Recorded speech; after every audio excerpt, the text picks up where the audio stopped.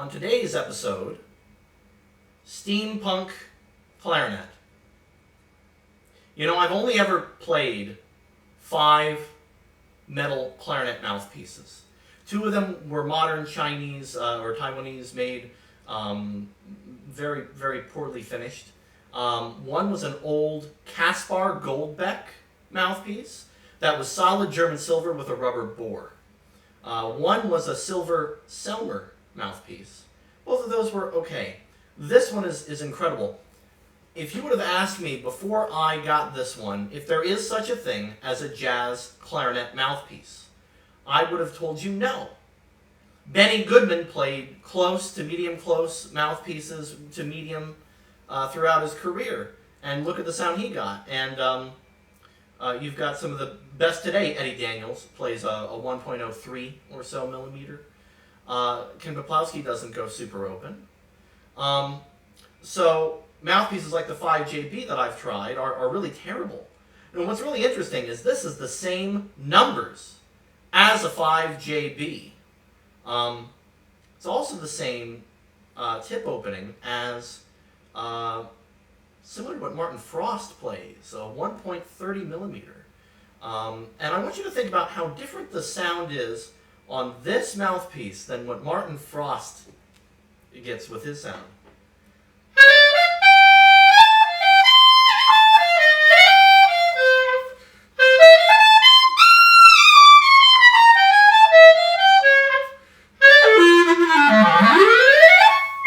You know, how about some Artie Shaw?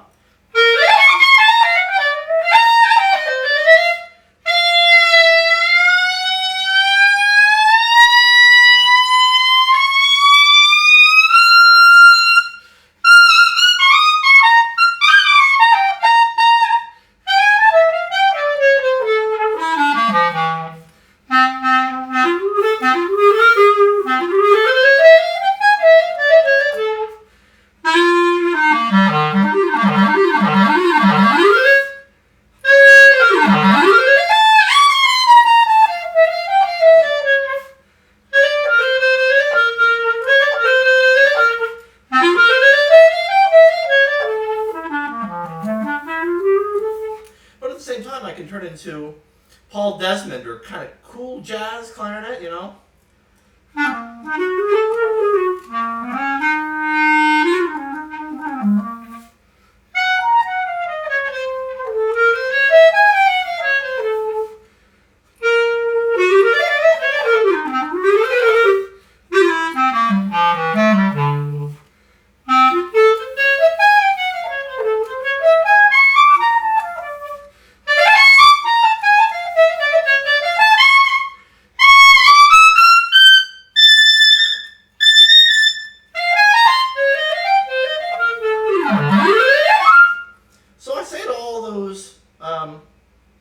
All those clarinet teachers that say equipment or material doesn't matter.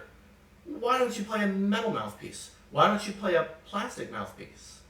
You know, crystal mouthpieces are becoming more popular today, and I think it's partly because the rubber has become that much worse. You're having a lot of mouthpieces today made from injection molds. And before you bring out your pitchforks, yes, many top players today play, or say they play, injection mold rubber mouthpieces. But the resonance is totally different than rod stock, especially old rod rubber stock mouthpieces. Material absolutely dictates design. I'll say it again. Material dictates design. Or another way to put it, material is just design at the molecular level. There's a great Netflix documentary called Jiro Dreams of Sushi. And it's the greatest sushi chef in the world, and he says the most important part of his job is going to the market every day and selecting the fish, looking at the quality of the catch of the day. And if the quality doesn't meet a certain standard, he's not going to make sushi that day, because the material of the ingredients is so important. And this is the folly of certain teachers who will only suggest one type of mouthpiece. Very often, those teachers don't have a lot of experience They don't try 200-300 mouthpieces a year to see what's out there, to find really great mouthpieces that might match their students. I'm not saying that this is essential, but there is a certain illiteracy of not only equipment, but the contextual demands. Obviously, I would never play this in a principal clarinet role, but I'm also not going to play my darkest shed valves in a jazz clarinet job. And it's really arrogant to assume what gigs your students are going to get or are going to have to get in their lifetime. Context is so important, and material can help dictate that context. It's why we don't have, plastic saxophones. It's why we don't see a lot of metal clarinets today, because the material is very important. And this is just the first, really the second of a few videos that I made that talk about material. I'm going to keep talking about material a lot. These mouthpieces are extremely rare. The mic isn't doing justice. Hearing this live sounds like a trumpet. It's that loud. But what's more is the runs are so very clear. One thing that I hear lacking in a lot of professionals and students today is clarity of runs. And it's especially important in, say, a bebop lick that you hear clarity. They say part of the reason why clarinet fell out of jazz and fell out of popular music is the volume demands. Especially post-big band, you needed to achieve a lot of volume from a small combo. And clarinet had trouble competing with electronic instruments, competing with trumpet.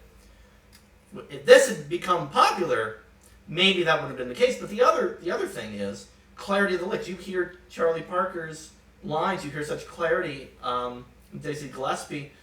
You try to do the same thing with very, very few exceptions, maybe Buddy DeFranco. You don't hear clarity in runs. You do with this.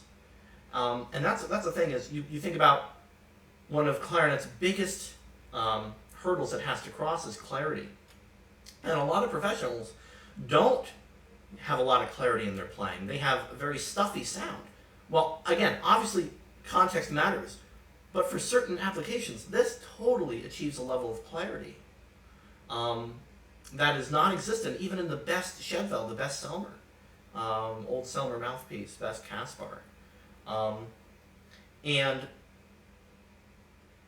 it's always scary to me, again, when teachers recommend just one type of mouthpiece or one type of material, because it shows a very narrow line of thinking. And I think about if this had become popular, if this had become more prolific, the type of impact clarinet would have further had in popular music. You get so much more sound, and yes, it is in part due to the material.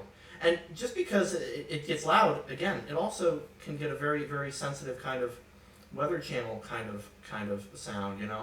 I'd love to hear like Eddie Daniels play the solfeggetto. I don't have that, but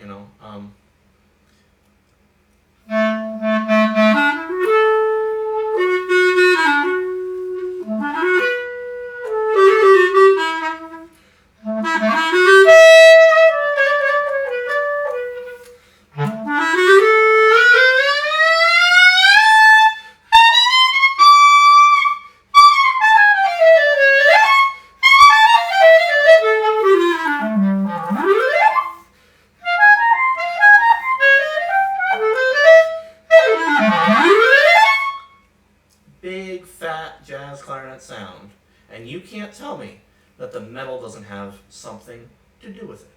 Material dictates design.